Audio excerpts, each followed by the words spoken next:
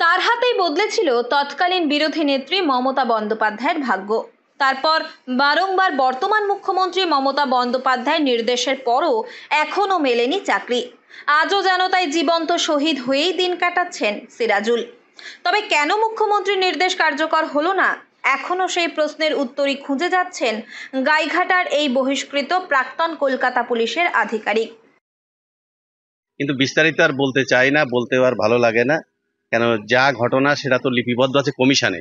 Commission রিপোর্টটা উনি submit করুক না, সেখানেই তো সবকিছু পরিষ্কার হয়ে যাবে আমরা কি রিপোর্ট দিয়েছি। বাঁচানোর পরে 1993 সালে 21শে জুলাই যেটা উনি সচিত্র পরিচয়পত্রের আন্দোলনে উনি তখন যুব কংগ্রেসের নেত্রী ছিলেন, মাননীয়া এখন যিনি মুখ্যমন্ত্রী মাননীয়া মমতা বন্দ্যোপাধ্যায়। তারপর নানা দুয়ারে দুয়ারে এদিক সেদিক ঘুরে উনি 19 সালে ওনার বাড়িতেও ডেকেছিল, আমি চিঠি দিয়েছিলাম, কাজ হয়নি। ববি হাকিম 18 সালে ডেকেছিল, সেটাও কোনো কাজ হয়নি। বললো আমরা এতদিন জানতে পারিনি, জানলে এতদিন চাকরি হয়ে যেত। শুধু মিথ্যে আশ্বাসই দিয়েছে, কোনো কিছু করতে পারেনি। তারপর 23 সালে আবার দিদি নবান্নে ডাকলো, ডেকে আমাদের সঙ্গে ছবি তুললো, চা খাওয়ালো, গিফট দিল। সেই গিফট তো রয়েছে, গিফটের তাহলে আমাদেরকে কেন মিথ্যে আশ্বাস দিল, বা কেন ডাকলো, বা কেন আমাকে ওর জনগণের সামনে অপমান করলো, সেবারেও বেরিয়েছে। সালটা 1993-এর 21শে জুলাই। তৎকালীন কংগ্রেস নেত্রী মমতা বন্দ্যোপাধ্যায়ের নেতৃত্বে মহাকরণের দিকে মিছিল এগোচ্ছিল। কলকাতা পুলিশের তরুণ কনস্টেবল সিরাজুল তখন হাতে মাস্কেট বন্দুক নিয়ে ডিউটিতে। সেই সময় হঠাৎই পুলিশের লাঠিচার্জের নির্দেশ আসে তৎকালীন ডেপুটি কমিশনার দীনেশ বাজপেয়ীর কাছ থেকে।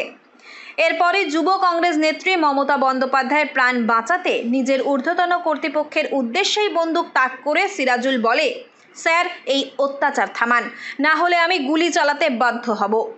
রক্তাক্ত অবস্থায় তখন মাটিতে লুটিয়ে মমতা বন্দ্যোপাধ্যায়। সেই মুহূর্তেই পাল্টে যায় তাঁর জীবন। বাম আমলে নিজের কর্তব্যবোধের জন্যই হারাতে হয় চাকরি। আজও সেই চাকরি ফিরে পাওয়ার আশায় কখনো কালীঘাটে, কখনো নবান্নে ছুটে গিয়েছেন। মুখ্যমন্ত্রীর সঙ্গেও দেখা হয়েছে বেশ কয়েকবার।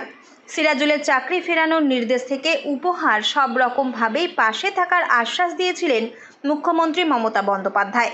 কিন্তু আজও তার সেই চাকরি ফিরে পাওয়ার কোনো নির্দেশই এসে পৌঁছায়নি গাইঘাটা থানার অন্তর্গত ইছাপুর 1 নম্বর পঞ্চায়েতের ভদ্রডাঙ্গার টিনের চালার ভাঙাচোরা বাড়িতে।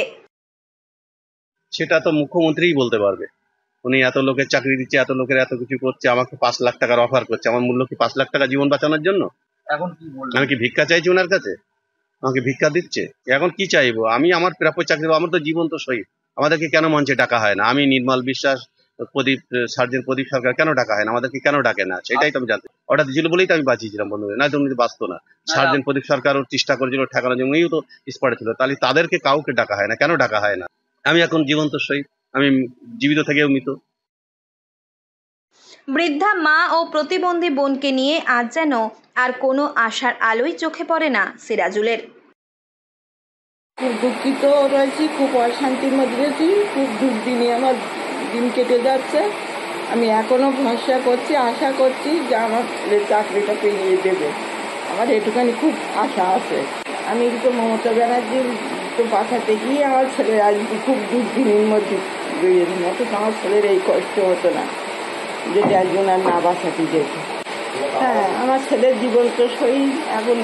এখন উনি কাছে খুব আমি অনুরোধ করছি একটু যে মুখ্যমন্ত্রীর কাছে যে আমার ছেলের সাথে জীবনে একটু শান্তি পায়, আমিও শান্তি পাই বেন্তকালে।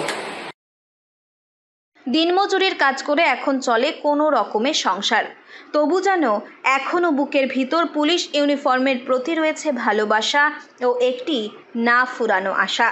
যদি ডাক আসে, যদি আবারও ফিরে পান চাকরি, সেই ক্ষীণ আশাতেই এখনো 21শে জুলাই আসলেই ভাবেন হয়তো কোনো দিন বদলাতে পারে এই দুর্দশার ছবি। উত্তর 24 পরগনা থেকে রুদ্র নারায়ণ রায়ের রিপোর্ট, লোকাল 18 বাংলা।